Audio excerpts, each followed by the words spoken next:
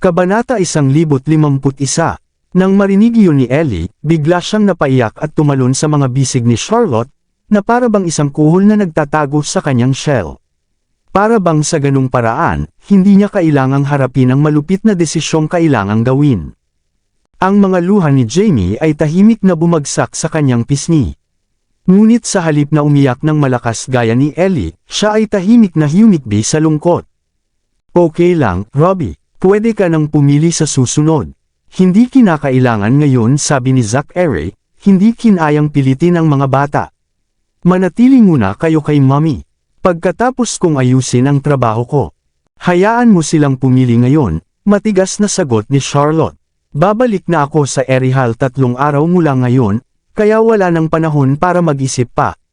Mas mabuting tapusin na natin ito ngayon kaysa palawigan pa ang sakit. Nanlaki ang mata ni Zachary sa narinig.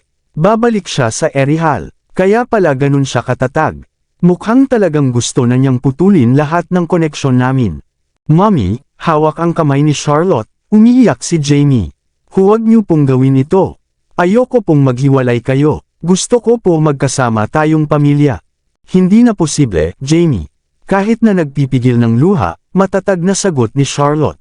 Hindi na talaga kami magkakabalikan ng daddy mo. Kailangan mong pumili sa aming dalawa. Hindi. Muling napaiyak si Jamie. Tama na yang iyak. Singit ni Robbie habang nakakunot noo. Ako na ang mauuna. Pinipili ko si Mommy. Diretso at walang pag-aatubili ang sagot niya. Ngunit hindi niya magawang tingnan si Zachary. Nang tingnan ni Zachary si Robbie, wala siyang galit o pagtataka sa mga mata nito. Ang nararamdaman lang niya ay matinding guilt at awa. Jamie, ikaw naman ang pumili. Utos ni Robbie gaya ng isang kuya. Sa bilang kong 3, sabihin mo na ang pipiliin mo. Alam ni Robbie kung paano pakitunguhan sina Jamie at Ellie. Hindi, umiiling si Jamie. Takot at nag-aalalang sumagot. 1, simula ni Robbie sa pagbibilang. Huwag, ayoko Robbie. Ayoko pong pumili. Sigaw ni Jamie habang umiiyak. 2, hindi pinansin ni Robbie ang pagmamakaawa nito.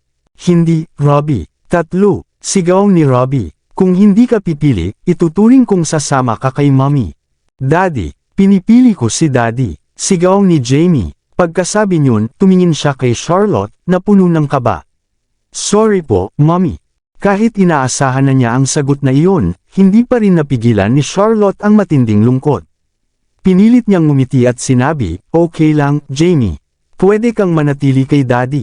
Dadaklawin kita palagi. Tahimik si Jamie, hindi makapagsalita, at nakatingin lang kay Robbie. Tama si Mommy, sabi ni Robbie, nakalmado pa rin. Kahit sino man ang piliin niyo, okay lang. Magkahiwalay lang tayo ng tirahan, pero hindi nito babaguhin ang pagmamahalan natin. Oo, doon lang nakahinga ng maluwag si Jamie. Si Ellie naman ay nakatitig lang habang nangyayari ang lahat. Nabawasan na ang kaba niya, ngunit mukhang may gusto siyang sabihin kay Charlotte, pero natatakot. Ikaw naman, Ellie, sabi ni Robbie. Pipili ka ba kay Mommy o kay Daddy? Gusto mo bang bilangin ko rin? Pinipili kong manatili kay Daddy. Napakababa ng boses ni Ellie, pero narinig iyon ng lahat. Nakayuko siya at hindi kayang tumingin kay Charlotte. Habang nilalaro ang kanyang mga daliri, umiiyak siyang nagsalita, Mommy, mahal kita, pero ayoko pong pumunta sa Erihal. Gusto kong manatili sa H-City. Naiintindihan ko. Hinawakan ni Charlotte ang mukha ni Ellie at pinunasan ang luha nito, habang siya mismo ay umiiyak na rin. Okay lang. Iiwan ko sa inyo si Dr. Felch para sa gamutan mo. Pag bumaling ka na, babalik ako para dalawin ka. Hindi pwede. Mabilis na sigaw ni Zachary. May gamutan ka rin, kaya hindi pwedeng mawalay ka kay Ellie. Naalala niyang sinabi ni Dr. Felch na 3 buwan ang gamutan ni Charlotte. Bukod pa roon, hindi ito pwedeng maputol, kundi masasayang ang lahat ng nauna. Anong gagawin natin ngayon? Natarante si Ellie habang umiiyak na nakatingin kay Zachary. Ellie, niyakap siya ni Zachary at mahinahong pinakalma, sumama ka muna kay Mommy. Pagkatapos ng gamutan mo, susunduin kita. Pwede mong pagamot muna si Ellie kay Dr. Felch. Ako na lang ang magpapatuloy ng gamutan ko pagkatapos. Nang makita ni Charlotte kung gaano kahirap para kay Ellie na mawalay kay Zachary, nakaramdam siya ng konting lungkot. Sinabi ni Dr. Felch na hindi pwedeng maputol ang gamutan mo, seryosong sagot ni Zachary. Hindi ito pwedeng pag-usapan pa. Napahinto si Charlotte sa narinig. May kakaibang damdaming bumalot sa kanya. Nang tanungin ko si Dr. Felch kanina, sabi niya 3 buwan ang gamutan. 1 buwan na ang lumipas, kaya 2 buwan na lang ang natitira. Bilang ni Zachary, pagkatapos ng 2 buwan, pupunta ako sa Erie Hall para sunduin si Ellie. Ayos lang ba sa'yo, Ellie? Tanong ni Charlotte. Opo, tumango si Ellie. Mas mahalaga na magpagamot ka muna, kaya sasamahan kita. Mabait na bata. Naantig si Charlotte. Ayos, desidido na tayo, sabi ni Zachary. Kailangang tuparin natin ang pangako. Alam ko, kahit labag sa loob ni Charlotte, wala na siyang magawa kundi respetuhin ang desisyon ng mga bata. Pagkatapos ay huminto na ang sasakyan sa labas ng Seren Hospital. Sa labas, mahinang anunsyo ni Ben, dumating na po si Mr. Knock. Bumaba si Zachary at Charlotte kasama ang mga bata. Sabay-sabay silang pumasok sa ospital, na parang isang perpektong pamilya. Napahinto ang mga tao sa kanilang daraanan upang pagmasdan sila. Ang mga tauhan ay pumila ng maayos, lumilikha ng daan para sa kanila. Sumunod si Ben at Marino sa likuran. Mahinang tanong ni Marino, ang ganda nilang pamilya, bakit kailangan pang maghiwalay? Sayang talaga, di napigil ang banggitin ni Ben. Kung hindi lang dahil sa komplikadong relasyon at galit sa pagitan nila, malamang sila na ang pinakamasayang pamilya sa mundo. Dumating ang pamilya sa espesyal na silid sa ospital. Mga kalahating oras na ang nakalipas nang ilipat si Henry mula emergency room papunta sa espesyal na kwarto. Naghihintay si Reyna sa harap ng elevator na balisa. Nang bumukas ang pinto, agad siyang lumapit. Mr. Zachary, nasa bingit na po si Mr. Knock. Lolo, halos maiyak si Ellie sa takot. Huwag kang iiyak, Ellie. Baka matakot si Lolo, mahinahong paalala ni Charlotte. Kailangan natin siyang ihatid ng maayos at payapa sa langit. Oo, agad pinunasan ni Ellie ang kanyang mga luha. Huminga ng malalim sina Robbie at Jamie para pakalmayan ang sarili. Taos-pusong pasasalamat ang sinabi ni Zachary, salamat. Ginagawa ko ito para sa mga bata. Hindi man lang siya tiningnan ni Charlotte. Alam naman ni Zachary na ginagawa iyon ni Charlotte para sa mga bata. Ang alaala ng sandaling ito ay mananatili sa isipan ng mga bata habang buhay. Baka kahit tumanda na sila, maalala pa rin nila ito. Kaya kahit gaano pa kagalit ni Charlotte kay Henry, isinantabi niya ang kanyang galit upang turuan ang mga bata ng mabuting asal. Kahit iyon ay mahirap na gawin. Habang buhat ang mga bata, handa na si Zachary na pumasok sa kabilang silid para magpalit ng isolation gown. Ngunit umiiyak na sabi ni Reyna, hindi na po kailangang magpalit ng damit, Mr. Zachary. Diretso na po kayong pumasok. Ibig sabihin nito, sobrang kritikal na ang kalagayan ni Henry at wala ng pag-asa. Kumunat ang noo ni Zachary habang hawak ang kamay ni Robbie at Jamie at pumasok. Sandali lang, iniabot ni Charlotte si Ellie sa kanya. Hihintayin ko na lang kayo sa labas. Sabay na tayong pumasok. Gusto kang makita ni Lolo, may pag-asang sabi ni Zachary. Sa tingin mo ba posible yun? Malamig na tingin ang ibinigay ni Charlotte. Handa siyang isantabi ang galit niya para sa mga bata, pero imposible para sa kanya na makita pa si Henry. Sige, wala nang nagawa si Zachary kundi pumasok kasama sina Ellie, Jamie at Robbie. Kaya mo pa po ba, Mr. Henry? Paparating na po sina Mr. Zachary at ang mga bata. Umiiyak na sabi ni Spencer habang hawak ang kamay ni Henry. Lolo, umiiyak na lumapit ang mga bata sa kanya. Kahit na nangako silang hindi iiyak, kusa na lang pamatak ang mga luha nila nang makita si Henry. Pero naalala nila ang sinabi ni Charlotte, kaya dali-dali nilang pinunasan ang mga luha nila at pinilit na ngumiti. Narito kami para dalawin ka, Lolo. Ako si Robbie. Ako si Jamie. At ako si Ellie. Nakikita mo ba kami, Lolo? Nagtipon ang mga bata sa paligid ng kama at masiglang tinawag si Henry. Dahan-daang damilat si Henry at tiningnan sila sa malabong paningin. May kislap ng luha sa kanyang mga mata habang iniabot ang nanghihina niyang kamay, na parang gusto niyang may sabihin sa kanila. Lolo, Lumapit ang mga bata at inilapat ang kanilang mga kamay sa kanya. Hawak-hawak ang mga kamay ng mga bata, pamatak ang mga luha ni Henry. Sa labis na hirap, binuka niya ang kanyang bibig at nagsalita ng paputol-putol. Tandaan, ang apelyido niyo ay Noct. Kayo ay, palaging mga anak ng pamilyang Noct. Kahit putol-putol ang mga salita niya, naintindihan ng mga bata ang gusto niyang sabihin. Habang umiiyak, napatingin si Jamie at Ellie kay Robbie na parang hindi alam kung ano ang isasagot. May luha sa mga mata, tumanggo si Robbie at buong pusong nangako kay Henry. Huwag po kayong mag-alala, Lolo. Ang apelyido namin ay mananatiling Noct. Hindi po yan magbabago. Alam ni Robbie ang iniisip ni Henry. Natatakot itong baka kapag sumama sila kay Charlotte, magpalad sila ng apelyido. Kahit pumayag si Robbie na sumama kay Charlotte, buo na ang desisyon niyang panatilihin ang apelyido nila. Mabuti, paulit-ulit na sabi ni Henry habang mahigpit na hinahawakan ang kamay ng mga bata, na ayaw pakawalan.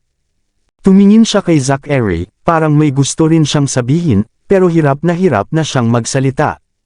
Huwag kayong mag-alala, Lolo.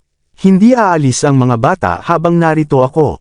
Alam ni Zachary na ang huling hiling ni Henry ay manatili ang mga bata sa bahay ng Noct. Sa ganitong sitwasyon, napilitan siyang magsinungaling ng kaunti. Munting sambit ni Henry, mabilis na paliwanag ni Spencer. Gusto ni Ginoong Noct na makita si Charlotte. Nasa labas siya, tatawagan ko siya. Bagamat walang kasiguruhan si Zachary, kailangan niyang tuparin ang hiling ni Henry bago ito pumanaw. Habang nasa labas, sumasagot si Charlotte sa mensahe ni Morgan. Lumapit si Zachary at mahina niyang sinabi, "Gusto kang makita ni Lolo. Wala na kaming dapat pag-usapan." Hindi niya kayang patawarin si Henry. Ang pagbibigay ng oras para dalawin ito kasama ang mga bata ay isa ng malaking kabaitan para sa kanya. Hindi niya kayang harapin ang taong paulit-ulit siyang inalipusta at sinaktan. "Nakikiusap ako." Lumapit si Zachary sa harap niya at marahang nagmakaawa. Mamamatay na siya. Ang huli niyang hiling ay makita ka, kaya sana bigyan mo siya ng pagkakataon.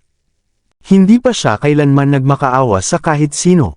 Suot pa rin ang mga damit mula kagabi, halatang pagod na pagod siya. Ang kanyang braso ay may sugat pa rin mula sa pagkakabaril at may simpleng benda.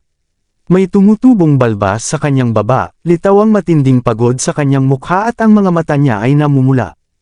Masakit siyang tingnan sa ganoong kalagayan. Naalala ni Charlotte ang mga nangyari kagabi. May galit pa rin siyang nararamdaman at gusto sana niyang tanggihan ang kahilingan. Pero nang tumingin siya sa mapupulang mata ni Zachary, nanghina ang kanyang loob. "Nakakainis ka talaga." Yan lang ang sinabi niya pero nagsimula na siyang maglakad papunta sa ward. Mabilis na naglakad si Zachary at binuksan ang pinto para sa kanya. Sa loob ng ward, pinalilibutan ng mga bata si Henry at pinapalakas ang loob nito. "Lolo, nanalo po ako ng 2 patent nitong mga nakaraang araw. Dinala ko pa po ang mga certificate para ipakita sa inyo. Lolo, gumaling ka po agad. Kailangan mo pa pong makipaglaro sa akin ng soccer. Lolo, di ba sabi mo dadalhin mo ako sa M-Nation para makita ang mga kabayo mo roon? Hindi pa ako nakakapunta roon. Huwag mo akong bibiguin." Malalim ang galit ni Charlotte kay Henry dahil siya ang dahilan kung bakit napilitang sumunod si Zachary at noalay siya sa kanyang mga anak. Kung hindi lang dahil doon, hindi sana siya naranasan ang kahihiyan. At higit sa lahat, hindi sana nalason ang kanyang anak na babae kung hindi naniwala si Henry sa mga kasinungalingan ni Cynthia. Mas lalong lumala ang lahat nang kumampi pa si Henry kay Zora, na naging dahilan para itutok ni Zachary ang baril kay Charlotte. Sa madaling salita, siya mismo ang nagtulak sa sarili niya sa kapahamakan. Kaya naman, wala siyang ibang dapat sisihin kundi ang sarili niya. Tinanggap na niya ang kabayaran ng sarili niyang mga desisyon. Ilang sandali na lang, susunod na rin siya sa kanyang anak sa kabilang buhay. Pero kahit ganon, nag-ulo ang isip ni Charlotte nang makita niyang umiiyak ang mga anak niya. Sa huli, gaano man kasama si Henry sa paningin ni Charlotte, mahal na mahal pa rin siya ng 3 bata bilang kanilang minamahal na lolo. Kaya malalim din ang damdamin nila para sa kanya. Nagpahayag si Zachary, "Nandito na siya, Lolo. Sa totoo lang, halos hindi na makita ni Henry ang mga tao sa paligid dahil sa sobrang labo ng kanyang paningin. Para lang anino si Charlotte sa harap niya. Pinilit niyang buksan ang bibig na para bang gusto niyang magsalita, pero halos wala nang makarinig sa kanya. Nilapitan ni Zachary si Charlotte at tinuro ang direksyon patungo kay Henry. Yumuko siya at tinanong, "Lolo, may gusto po ba kayong sabihin?" Pinikit ni Henry ang kanyang mga mata at sa lakas ng loob ay binitiwan niya ang mga salitang, "Patawad." Bumagsak ang mga luha ng pagsisisi mula sa kanyang mga mata nang gusto siyang humingi ng tawad kay Charlotte. Ganoon din ang pakiramdam ni Charlotte. Naantig siya nang makita niyang ang taong malapit ng mamatay ay buong pusong humihingi ng kapatawaran. Siguro nga, sa huling sandali ng buhay niya, napagtanto ni Henry ang lahat ng mali niyang ginawa. Ang lalaking buong buhay ay hindi humingi ng tawad kanino man ay ngayon nagpapakumbaba para humingi ng kapatawaran. Isa iyon sa mga paraan niya para makamtan ang kapayapaan sa sarili. Tahimik lang si Charlotte habang nakatingin sa mga mata ni Henry. Sa totoo lang, takot siyang hayaang lumabas ang lahat ng damdamin niya. Patawad talaga. Pagkasabi niya ng huling salitang iyon, pumikit si Henry at tila tanggap na niyang iiwanan na niya ang mundo. Hindi man siya umaasang mapatawad ni Charlotte, gusto lang niyang maipahayag ito bago siya tuluyang mamaalam. Isa iyon sa mga huling hakbang para makalaya siya sa bigat ng konsensya. Hawak ang kamay ni Henry, sumigaw si Zachary. "Lolo, huwag kang bibitaw. Tatawagan ko ang doktor." Nagmadaling lumabas si Zachary ng silid at sumigaw, "Doktor, bilasan niyo." Pumasok ang doktor at agad na sinuri si Henry, pero wala na silang magagawa pa. "Ikinalulungkot ko po, Mr. Noct. Wala na siya, Lolo." Huho. Lumapit si Charlotte sa gilid at tahimik lang na nakatingin sa mga tao sa paligid ng kama ni Henry. Nakatungo si Zachary habang nakatayo sa tabi ni Henry. Tahimik siyang umiiyak habang mahigpit na hawak ang kamay ng kanyang lolo sa huling sandali. Pati ang mga bata, kasama na ang pinakamatapang na si Robbie, ay nagsisigaw ng iyak habang nasa tabi ng kanilang lolo. Si Spencer, na nakasandal sa wheelchair, ay tahimik ding umiiyak. Hindi niya matanggap na nawala na ang haligi ng buhay niya. Pati sina Bruce, Ben, Cain, at Kyle ay hindi napigilan ang luhang bumagsak mula sa kanilang mga mata.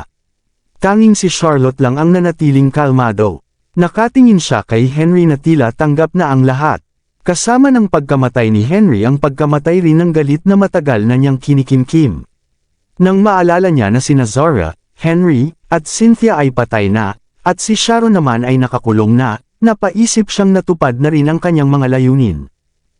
Maraming salamat sa lahat ng sumusubaybay. Please subscribe and follow my YouTube and Facebook channel, Filipino Novel. Maraming salamat po. Kabanata 1055. Sa halip na manatili sa ospital kasama ang iba, umalis na si Charlotte makalipas ang ilang minuto. Bago siya tuluyang umalis, pinigilan siya ni Zachary at nagtanong, "Pwede bang makasama ko pa sila ng ilang araw? Ipapabalik ko rin sila agad pagkatapos ng lamay at libing ni Lolo." Wala namang tutol si Charlotte, pero binalaan niya ito, "Sige, pero huwag kang gagawa ng kahit anong kalokohan." Pagod na rin si Zachary at halos hindi na makatayo, kaya sinabi niya, "Oo, pangako ko, tutuparin ko ang usapan natin."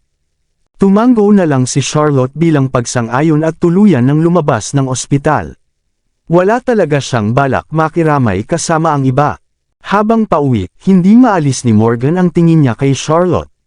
Nagtanong siya, "Miss Lindbergh, ayos ka lang ba?" "Ayos lang ako. Dalhin mo ako sa Oak Hill Mausoleum," utos ni Charlotte na may malamig na tono. Sandali pa bago naintindihan ni Morgan ang ibig niyang sabihin. "Ha?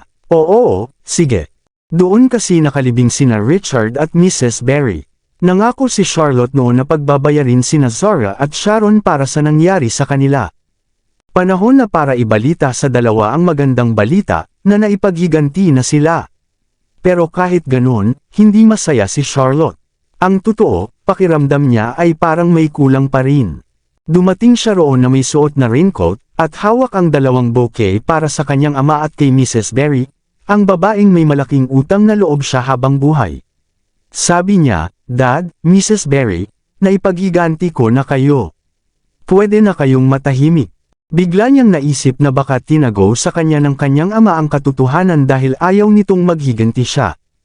Ganon din kay Mrs. Berry, na noong malapit ng mamatay ay pinakiusapan siyang magpatuloy mabuhay. Klaro sa kanya na ang gusto lang talaga ng dalawa ay mamuhay siya ng payapa, hindi ang pumasok sa gulo. Napabuntong hininga si Charlotte, wala na ring saysay ang lahat ng iyon. Tapos na, nakuha na niya ang hustisya. Siguro nga, oras na para iwan ang syudad na nagdala sa kanya ng saya at sakit. Lumapit si Morgan at mahina siyang bamulong, Miss Lindbergh, nag-text si Jade. Kakadating lang daw ni Sir Louis. Pinapunta raw siya ni Mr. Lindbergh para sunduin ka. Kasabay nito, tumunog ang telepono ni Charlotte. Sinagot niya, Louis. Charlotte, pinapunta ako ng kuya mo para sunduin ka. Pwede ba akong dumaan sa inyo? Oo. Pauwi na rin ako. Kita tayo mamaya. Sige, kita-kits. Sagot ni Louis na halatang tuwang-tuwa. Tahimik lang si Charlotte. Alam niyang kaya niyang tanggihan si Louis kung ayaw niya talaga magpakasal. Kahit gaano pa ka-impluwensya si Danrick, ni minsan ay hindi siya pinilit nito. Ayoko na talaga ng gulo. Siguro kapag pinakasalan ko si Louis, pwede na akong magsimula ulit at magkaroon ng tahimik na buhay. After all, si Louis ay mabait, maginoo, at siya lang talaga ang pwede kong maging katuwang sa buhay. Isa pa, miyembro pa siya ng royal family sa H-country, kaya nirerespeto siya ng lahat. Ni minsan ay hindi siya nasangkot sa gulo. Kaya siguro, kapag siya ang pinakasalan ko, makakamit ko na rin ang katahimikan sa buhay. Alam ni Charlotte na si Louis ang ideal na tao para sa kanya. Isa rin ito sa mga paraan ni Danrick para bigyan siya ng panibagong simula. Kaya hindi niya ito tinanggihan. Habang pauwi na sa Rocon Hill, hindi niya maiwasang maalala ang masasayang araw nila ni Zachary. Pero alam niyang tapos na ang lahat. Hindi na pwede balikan pa. Charlotte, panahon na para mag-move on. Tapos na ang lahat. Samantala, si Zachary, na hindi na rin kayang tiisin ang matinding pagod, ay napasandal sa dingding matapos ayusin ang lahat para sa lamay at libing ng kanyang lolo. Lumabo ang kanyang paningin nang subukan niyang tumingin sa harapan. Pinilit niyang ipagpag ang pagkahilo pero hindi na ito nawala. Anong nangyayari? May problema ba sa mga mata ko? Mr. Knock, maraming mamamahayag ang nakapaligid sa ospital para malaman ang kalagayan ni Mr. Henry. Pinahinto ko na sila para di makapasok pero parang alam na nila ang nangyayari. Mr. Knock, may nahuli kaming ilang mamamahayag na palihim na pumapasok sa ospital. Ipagbibigay alam ba natin ito sa pamunuan ng ospital para barikadahan ang buong lugar? Mr. Knock, may lagnat na naman si Ellie. Dadalhin na ba natin siya sa bahay ni Miss Lindbergh? Wala nang panahon si Zachary para sa sarili niya. Pagkatapos niyang makabawi mula sa pagkalito, inutusan niya agad. Reyna, dalhin mo na agad si Ellie sa Northridge. Hindi natin pwedeng isugal ang buhay niya. Oo, Bruce, ihatid mo sina Robbie, Jamie, at Mr. Spencer pauwi. Siguraduhin mong makakapagpahinga silang mabuti. Sige po, aalis na ako. Ben, anunsyo mo na ang pagpanaw ni Lolo. Pero bigyan mo ng babala ang lahat, na huwag silang manggialam sa pamilya. Kung hindi, magsasampa tayo ng kaso kung magtangka pa sila. Opo. Pagkatapos niyang maasikaso ang lahat, bumalik agad si Zachary sa kumpanya dahil kailangan niyang harapin ang biglaang pagbagsak ng share price ng kumpanya. Patungo na rin sa ospital ang mga stakeholder ng Knock Group nang mabalitaan nila ang nangyari. Sina Johan at Lucy ay pilit na kino-contact si Zachary, pero hindi nila siya makausap dahil abala ito sa paghahanda ng burol at libing ng kanyang lolo. Sa halip na tugunan sila, tinawag niya ang legal team para ayusin ang last will ng yumaong lolo niya bago siya humarap sa board of directors. Hindi niya iniintindi ang kondisyon ng katawan niya sa dami ng kailangang gawin. Dahil saglit lang naman ito, inakala niyang hindi ito seryoso kaya binaliwala niya. Iniisip ni Zachary na baka epekto lang ito ng puyat. Sino ba naman ang kayang hindi matulog ng ilang araw ng sunod-sunod? Samantala, kakarating lang ni Louis sa courtyard nang dumating si Charlotte. Charlotte, bati agad ni Louis nang makita siya, may ngiti sa labi na parang sabik na sabik siyang makita si Charlotte. Nakakatuwang makita kang muli, Gusto ni Danrick na bumiyahe na tayo papuntang Erihal sa loob ng 2 araw. Naayos ko na ang lahat para sa biyahe. Tumango si Charlotte at iminungkahing, sigurado akong pagod ka sa biyahe. Magpahinga ka muna, may aasikasuhin pa kasi ako. Sige, ayokong makagulo sa iyo. Sigurado akong marami ka pang kailangang ayusin lalo na't aalis na tayo. Lupin, pakituruan si Sir Luis papunta sa kanyang kwarto. Opo, sumunod po kayo sa akin, Sir Luis. Pagkaalis nina Luis at ng kanyang mga kasamahan paakyat, pumasok si Charlotte sa mansion at sinabi kay Dr. Felch ang plano niyang bumiyahe. Nilinaw niyang kailangan nila itong isama sa pag-alis dahil siya lang ang pinagkakatiwalaan ni Ellie pagdating sa gamutan. Ayaw sana ni Dr. Felch na umalis, pero hindi niya kayang iwan sina Charlotte at Ellie lalo na't nasa panganib ang buhay ng mga ito. Bukod pa roon, nag-aalala siya na baka hindi makuha ni Charlotte ang tamang atensyon na medikal sa ibang bansa dahil sa matinding sigalot sa pagitan ng Knock Group at Lindbergh Corporation. Matapos mag-isip-isip, tumango si Dr. Felch at sinabing, hindi ko kayang tumanggi dahil nakasalalay sa akin ang buhay ninyo ng anak mo. Maraming salamat, Dr. Felch. Masaya si Charlotte na pumayag ito. Hindi niya alam kung anong mangyayari kung sakaling tumanggi ito. Tinanong naman siya ni Dr. Felch, kailan tayo aalis? Kailangan ko ring ihanda ang mga bagay ko. Aalis tayo sa loob ng 2 araw. Aayusin ko na lahat agad. Kaya wag ka na mag-alala. Kailangan kong kumuha ng ilang halamang gamot kasi baka wala nun sa ibang bansa. Dahil nagmamadali tayo, uutusan ko na sina Hailey at Sam para ihanda ang lahat. Sige, uutusan ko si Morgan na tumulong din sa kanila. Inutusan ni Charlotte si Morgan na tulungan sina Hailey at Sam sa pagkuha ng mga halamang gamot na baka kakailanganin nila. Pagkatapos ay inutusan niya si Lupin na pamunuan ang proyekto sa South Sea, saka siya nagtungo sa kwarto ni Luis. Nakapagpalit na si Luis ng pangloob na kasuotan at nakaupo na siya sa sofa pagkatapos maligo. Nang kumatok si Charlotte sa pintuan, abala si Luis sa pag-check ng email habang may hawak na baso ng alak. Nang makita siya, agad niyang isinantabi ang lahat at tinanong kung tapos na siya. Tumango si Charlotte at pumasok sa kwarto dala ang ilang merienda. Sabi niya, baka gusto niyang kumain muna habang wala pa ang hapunan, 1 oras pa kasi. Nagpasalamat si Luis. Tapos ay may ipinakita siyang maliit na kahon ng alahas. Sabi niya, may regalo rin daw siya para kay Charlotte. Tinuwanan siya ni Charlotte. Sabi niya, kwintas na naman ba? Marami na siyang binigay na kwintas kay Charlotte, hanggang sa hindi na ito magkasya sa jewelry box. Ngumiti si Luis at inudyok siyang buksan na ang kahon. Hindi masyadong excited si Charlotte sa simula, pero pagkakita niya sa laman ng kahon, napanganga siya. Hindi ba ito yung sapphire necklace ni Mama? Ibinento ko ito dati kapalit ng pagkain, nung namatay si Papa 7 taon na ang nakakalipas. Grabe, hindi ko inakalang makikita ko ulit ito. Noon pa siya pinagtatawanan ni Zachary dahil ibinente niya ito, pero wala naman siyang ibang choice para buhayin ang mga anak nila. Sabi ni Luis, matagal na raw niyang hinanap ang kwintas. Sa huli, nakita niya ito sa isang auction sa F-Nation.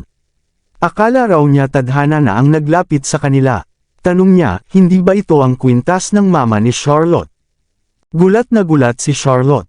Paano niya nalaman? Kwento ni Luis, nakita raw niya sa opisina ni Danrick ang isang litrato ni Charlotte at ng kanyang mama, at suot ng mama niya ang kwintas. Naalala rin niya si Zachary na may kaparehong ruby necklace dati. Sabi raw ni Danrick, ibinenta ni Charlotte ang kwintas nung gipit siya. Si Danrick mismo hinahanap din ang kwintas. Napangiti si Charlotte ng mapait. Sabi niya, ibig sabihin ba nito, may pakialam pa rin si Zachary sa kanya. Medyo nadismaya si Luis. Sabi niya, hindi ba dapat siya ang pinasalamatan? Siya naman ang nakahanap ng kwintas. Tumawa si Charlotte. Sabi niya, oo nga, may ambag ka rin. Salamat. Sabi ni Luis, okay lang basta napasaya niya si Charlotte. Pangako pa niya, siya raw ang magpapaligaya kay Charlotte sa buong buhay niya. Biglang natahimik si Charlotte. Nakatingin lang siya sa kwintas. Lutang ang isipan niya, at hindi alam kung anong sasabihin. Naging seryoso rin si Luis. Tanong niya, may problema ba? Hindi mo ba ako mahal? Nag-isip si Charlotte bago tanungin si Luis, alam mo ba ang nakaraan ko kay Zachary? Kwento ni Luis, noong una hindi raw niya alam. Pero nung laging nakikialam si Zachary tuwing nagde-date sila, doon na siya naghinala. Sinabihan din daw siya ni Danrick na hindi na talaga sila magkakabalikan ni Zachary. Doon lang niya na-realize na si Zachary pala ang ama ng mga anak ni Charlotte. Pero tanong niya, hindi ka na ba talaga babalik sa kanya? Tumango si Charlotte. Sabi niya, imposible na. Hindi na talaga sila pwede. Sabi ni Luis, mahal talaga siya ni Zachary. Noong may nangyari sa kanya 2 taon na ang nakalipas, sobrang bagsak si Zachary. Kung hindi raw dahil sa mga anak nila at sa responsibilidad niya sa knock group, baka bumigay na rin ito. Pinutol ni Charlotte ang sasabihin sana ni Luis at nagsabi, panahon na para kalimutan ang nakaraan kasi alam naman nating hindi na talaga pwede maging kami. Sayang naman, sabi ni Luis, parang may awa pero sa totoo lang parang wala naman siyang pakialam. Ayaw ni Charlotte na masaktan si Luis kaya mahina niyang sinabi. Ang totoo niyan, kaibigan lang talaga ang tingin ko sa'yo. Nagulat siya nang hindi yun ikinabahala ni Luis. Tuwang-tuwa pa siyang nagsabi. Ayos lang yan, basta hindi mo lang ako itinataboy. Pwede naman natin dahan-dahanin. Malay mo, mag-work tayo sa huli. Katulad ng parents ko, hindi naman sila in love agad. Nagmahalan lang sila nung kasal na sila. Ha! Natigilan si Charlotte kasi buong akala niya, perfect couple ang parents ni Luis. Aminado si Luis. Sinabihan ko na rin ang kuya mo na huwag ka nang pilitin. Hayaan natin ang panahon. Kapag ready ka na, saka natin pag-usapan kung kailan tayo ikakasal. Pero kung gusto mo na ngayon, ready rin ako. Excited na nga ang parents ko makipagkita sa kuya mo para pag-usapan ang kasal. Talk. May kumatok at naputol ang pag-uusap nila. Bakit? Tanong ni Charlotte. Halos hingal na sabi ng katulong. Miss Lindbergh, bumalik na po si Miss Elisa pero may lagnat siya. Nagmadaling lumabas si Charlotte mula sa kwarto ni Luis. Sumunod agad si Luis sa kanya. Sa baba, nakaupo si Reyna habang yakap-yakap si Ellie. Pinapakalma niya ito, okay lang yan, Ellie. Papunta na si Mommy. Ellie, sigaw ni Charlotte nang makita ang umiiyak niyang anak. Huho, si Ellie, iniangat ang kamay papunta sa nanay niya. Mommy, nilapitan agad ni Charlotte ang anak at tinutok ang kamay sa noo nito para sukatin ang lagnat, sabay utos sa katulong. Tawagin niyo si Dr. Felch. Opo, pasensya na po, Miss Lindbergh, baka po dahil sa kakaiyak niya. Hindi ko po siya binigyan ng gamot kasi alam kong si Dr. Felch po ang primary doctor niya. Ayos lang. Naiintindihan ko, sagot ni Charlotte. Alam niyang ginawa ni Reyna ang lahat para maprotektahan si Ellie. Pero dahil nga si Dr. Felch ang may hawak kay Ellie, limitado lang talaga ang magagawa ni Reyna. Lumabas mula sa study room si Dr. Felch at agad na nagutos. Dalhin siya sa laboratory. Hindi na nagdalawang isip si Charlotte at binuhat si Ellie papunta sa laboratory. Miss Lindbergh, aalis na po ako. Paalam ni Reyna matapos masigurong nasa mabuting kamay na si Ellie. Pagkatapos ng check-up, pinakalma ni Dr. Felch si Charlotte. Tonsillitis lang yan. Huwag kang mag-alala, hindi seryoso. Gagaling na rin yan pagkatapos ng gamot. Huminga ng malalim si Charlotte. Buti na lang at ayos siya. Napatingin si Dr. Felch kay Luis at nagtanong, sino po itong kasama ninyo? Nagpakilala si Charlotte. Siya si Sir Luis. Luis, si Dr. Felch. Hello, Dr. Felch. Bati ni Luis habang tumango. Hello, Sir Luis. Hanga ako sa isang banyagang marunong magsalita ng lengguwahe namin. Si Charlotte ang nagturo sa akin, sagot ni Luis sabay harap kay Ellie. Hello, Ellie. Nice to meet you. Tinitigan ni Ellie si Luis at napakunot ang noo, tapos yamakap lalo sa nanay niya. Alam ng 6 na taong gulang na bata kung ano ang koneksyon ni Luis sa mommy niya. Pero hindi siya papayag na ibang lalaki ang pumalit sa papa niya. Hindi naman talaga nainis si Luis. Sa halip, ngumiti siya ng magalang. Matapos inumin ni Ellie ang gamot mula kay Dr. Felch, inihiga siya ni Charlotte sa kama. Paglabas niya mula sa silid ng anak, nadatnan niyang naglalaro ng chess sina Luis at Dr. Felch. Naisip ni Charlotte na hindi na nakapagtataka kung mahal ng lahat si Dr. Felch dahil marunong siyang makisama sa kahit sino. Ayos lang na magkasundo silang dalawa, lalo na't 2 buwan pa silang magsasama. Maayos ang sitwasyon ng pamilya Lindbergh, ngunit sobrang magulo naman sa pamilya Noct. Ikinalat ang balita na itinalaga ni Henry ang kanyang mga apo sa tuhod bilang tagapagmana ng kanyang testamento, kaya laking gulat ng lahat. Hindi maaaring galawin ang kanyang mga ari-arian hanggat hindi pa nasa tamang edad ang 3 bata. Nahihirapan si Zachary dahil sa krisis pinansyal ng Noct Group. Mas lalong lumala nang hindi niya magamit ang kayamanan ng kanyang lolo para ayusin ang problema dahil sa mga bata ang tagapagmana. Nang araw ng pagpanaw ni Henry, buong araw na nag-asikaso si Zachary ng lahat ng kailangang ayusin. Nakapagpahinga lamang siya saglit sa sasakyan habang papunta sa pulong ng mga board of directors. Nagmula pa sa iba't ibang panig ng mundo ang mga miyembro ng board. Ganoon din ang legal team ng Noct Group na nagsidatingan. Tumagal ng 4 na oras ang pulong. Sa huli, iminungkahi ni Zachary na gamitin ang sarili niyang pera at mangutang sa mga bangko. 2 miyembro ng board at si Johan ang agad na sumuporta kay Zachary sa kanyang plano na mang-alap ng pondo. Ngunit ang ilan ay hindi maiwasang magtanong tungkol sa ina ng kanyang mga anak. May narinig silang tsismis na mula raw ito sa Lindbergh Corporation. Natakot sila na baka sakaling mapasakamay ng Lindbergh Corporation ang Noct Group. Isa kasi ang Lindbergh Corporation sa pinakamakapangyarihang kumpanya sa buong mundo ng negosyo. Pinaliwanag ni Zachary na wala silang karapatang makialam sa buhay pamilya niya. Hindi ko kailangang ipaliwanag sa inyo ang tungkol sa pamilya ko. Sisikapin kong lutisin ang problema ng kumpanya. Kung sino mang handang tumulong, siguradong babayaran ko ang utang na loob. Kung ayaw ninyong tumulong, wala rin akong magagawa. Kung gusto ninyong umalis, hindi ko kayo pipigilan. Iyon lang. Napatahimik ang mga dumalo sa pulong dahil alam nilang mahusay si Zachary. Bukod pa roon, ang magiging tagapagmana ng Noct Group ay ang mga anak din niya. Kaya naisip nilang hindi rin tama na pabayaan lang ito. Ngunit hindi pa rin sila sigurado kung handa na ba silang isugol ang lahat para sa Noct Group, lalo na't malaki ang problema. Bilyon-bilyon ang kailangang pera para maresolba ang krisis. Kaya bukod kina Johan at 2 miyembro, nanatiling tahimik ang iba. Sa madaling salita, si Zachary lang ang kailangang harapin ang lahat ng pagsubok dahil limitado rin ang maitutulong ng iba. Hindi maunawaan ni Johan kung bakit ganoon ang desisyon ni Henry. Wala naman kasing saysay na ilaan ang kanyang pera sa mga bata kung pwede namang gamitin iyon para sa negosyo. Kung ang mga apo sa tuhod niya ang tagapagmana, paano na sila? Kung hindi kayanin ni Zachary ang krisis, paano masisiguro ang kinabukasan ng pamilya? Alam ni Zachary na bahagi lang iyon ng plano ng kanyang lolo upang manatili siyang nasa tamang landas. Kung hindi, baka tuluyan siyang maligaw dahil sa tensyon nila ni Charlotte.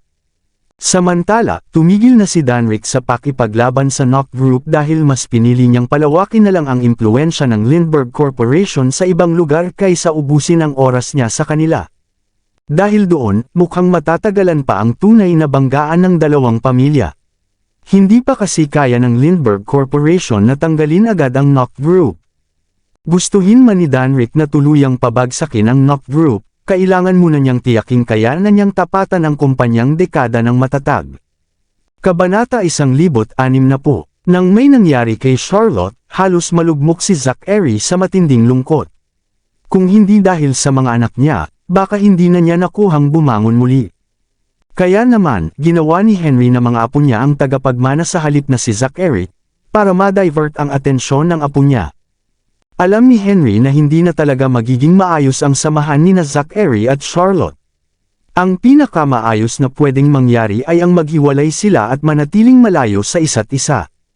Para manatiling matatag si Zachary sa buhay, sinadya ni Henry na lumikha ng kaguluhan at problemang pinansyal para sa ikabubuti ng apo niya. Pero hindi niya alam na may isa pa palang pagsubok na paparating kay Zachary. Pagkatapos niyang paalisan ng mga tao, bumalik siya sa opisina at muntik nang matumba sa harap ni Lucy habang sasabihin sana niya ang mga kailangang ayusin kasama ang legal team. Mr. Noct, sigaw ni Lucy sa gulat. Dali-daling lumapit si Ben at nasalo si Zachary bago pa ito bumagsak. Mr. Knock, ayos ka lang ba? Sumandal si Zachary sa mesa. Hawak-hawak ang sentido, malamig niyang sabi, ayos lang ako. Hayaan niyo muna ako ng ilang minuto. Umalis na tayo, sabi ni Ben at sinenyasan ang legal team at si Lucy na lumabas na sa opisina. Natatakot si Ben na baka kung ano pang mangyari kay Zachary. Ayos ka lang ba talaga? Gusto mo bang magpahinga muna? Kukuhanan kita ng tubig. Dinala niya si Zachary sa sofa at bumalik dala ang baso ng tubig. Tinangkang kunin ni Zachary ang baso pero nahulog lang ito dahil sa malabong paningin niya. Pinilit niyang ikuskos ang mata para lumino, pero anino lang ni Ben ang nakikita niya.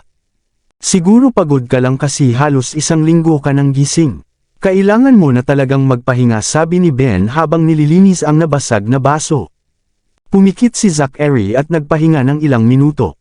Nang idilat niya ang mata, malinaw na ulit ang paningin niya. Kaya naisip niyang siguro sobrang pagod lang talaga siya.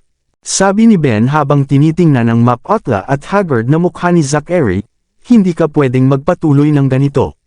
Magpahinga ka na muna at ituloy na lang natin ang meeting bukas. Dalhin mo ako sa Storm Hotel. Ayoko munang umuwi, mas marami pang dapat asikasuhin doon. Sige po, ipinahayag ni Ben na hindi available si Zachary sa loob ng 8 oras. Alam niyang kailangan na talaga ni Zachary ng tulog matapos ang halos isang linggong walang pahinga. Tinanong ni Lucy, ayos lang ba si Mr. Knock? May sakit ba siya? Pagod lang siya, halos isang linggo nang walang tulog. Kahit gaano pa ka-urgent ang mga dapat ayusin, kailangan niyang magpahinga. Bago sila umalis, inutusan ni Ben si Lucy, dadalhin ko siya sa hotel. Sayo ko na muna iiwan ang ibang gawain. Mag-uusap na lang tayo bukas. Sige, ako na ang bahala. Sagot ni Lucy. Paglabas nila gamit ang emergency exit, tumuloy sila sa hotel. Sa daan, napansin nilang may ilang reporter na sumusunod sa kanila. Naiinis si Ben kaya inutusan si Marino na iwasan ang mga ito. Pagdating nila sa hotel, may mga reporter na rin palang nag-aabang doon. Matagal na pala silang hinihintay simula noong huling beses na nakita si Zachary doon. Kaya sabi ni Ben, Mr. Knock, mukhang hindi ligtas sa Storm Hotel. Gusto mo bang bumalik na lang tayo sa Southridge? Si Zachary na halos makatulog na, tumanggo lang dahil halos wala na siyang malay. Ayaw siyang guluhin ni Ben, kaya agad niyang inutusan si Marino na dalhin sila sa Southridge. Napa-renovate na ang buong Southridge simula nang matuklasan ang masamang ginawa ni Cynthia. Wala nang nakatira roon mula nang pumanaw si Henry. Sina Spencer at ang mga bata ay nasa kay Henry Garden Villa. Kaya ang natira lang sa Southridge ay ilang kasambahay.